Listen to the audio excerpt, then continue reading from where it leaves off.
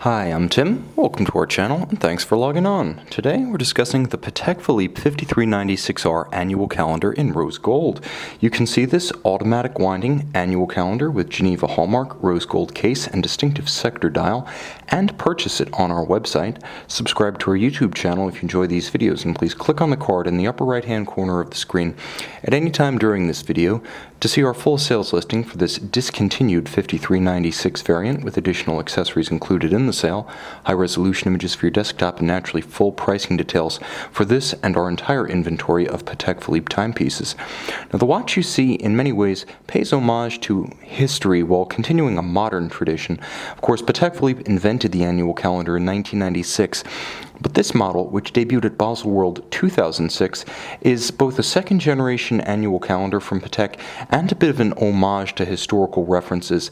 The aperture perpetual calendars, for instance, the first reference 1526 of the 1940s, or the 3448, whose production spanned parts of 3 decades.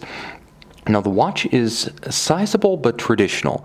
38.5 millimeters means it has good wrist presence. It's not a 36, it's not a 37 like some of the earlier annual calendars, but at the same time, it's going to fit on a broad range of wrists. The watch is 11.5 millimeters thick, but with a conical bezel, it wears thinner. And from lug to lug, it's a very reasonable 46.8 millimeters. I would say down to a wrist size of 13.5 centimeters in circumference. You can easily wear this one with great security and proportion. But being a Patek Philippe complication, I don't care how big your wrist is, this has presence to visually hold its own.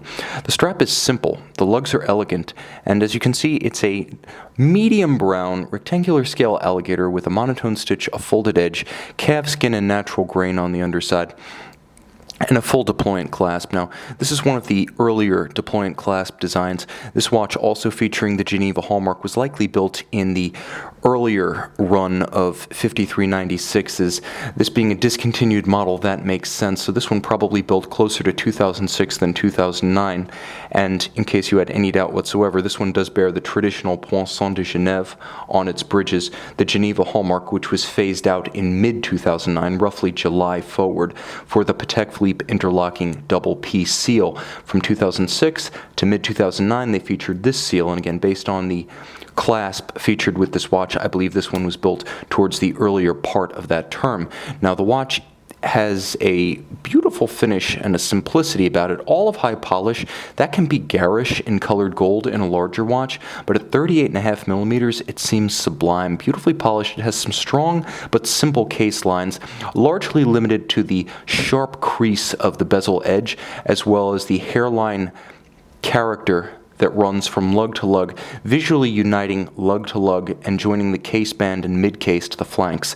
There's a nice cleft where it meets the edge of the bezel, and then there's a small crease where it meets the case band. Other than that, a remarkably simple, flowing, and fluid form in rose gold. The dial is a matte silver. It doesn't have a directional grain. It's not a sunburst, but you can see it does glow softly in the light box.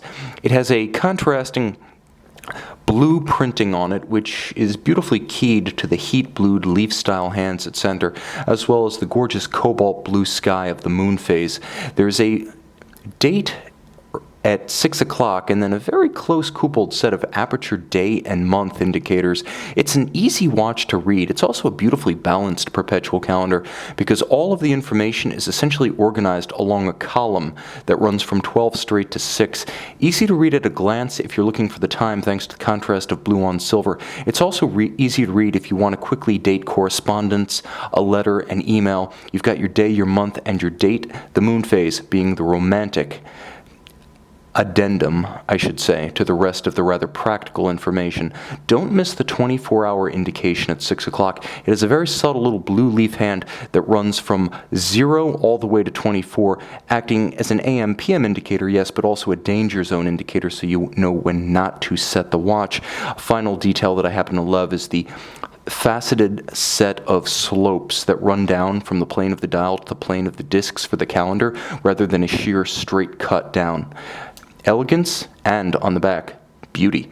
You can see circular Côte de Genève across the golden winding mass with a very subtle perlage pattern at center.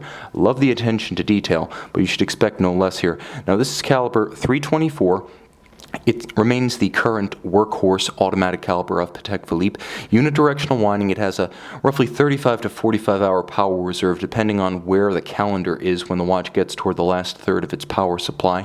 Gyromax style balance beating at 4 Hz or 28,800 vibrations per hour. What you're getting are mirror polished screw heads, beautiful hand laid anglage with mirror finished rounded edges to every bridge. You're also getting a annual calendar complication from the progenitor of the type. And of course, the finish here is the same as you'll see on the interlocking P watches that have come ever since, from the circular Côte de Genève to the linear, from the beautiful bevels of the jewel countersinks to the tight and even perlage across the base plate. There was no change in finish in the transition from Geneva Hallmark to Patek Philippe Seal. I'm not going to say the Patek Philippe Seal is a gimmick, but certainly you're getting a more romantic standard when you go with the older Geneva Hallmark. You can see and you can own this one on our website.